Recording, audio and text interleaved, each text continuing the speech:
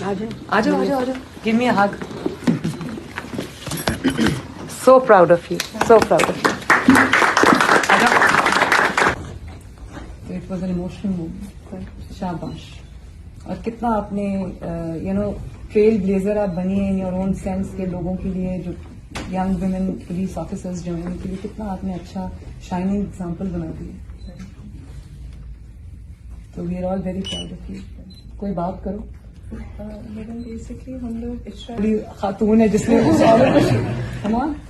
Basically madam جو اچھرہ والا incident تھا it was a drop. At least we are doing a lot for women, for the vulnerable community, especially the transgenders, along with the minorities, even animals. So basically, I don't know whether you've heard it or not, but we have established the police animal rescue centers in Lahore as well as Rawalpindi alongside Gujranwala. So they've got their own helplines, we've got our own ambulances, doctors are available, or vets are available 24/7 over there.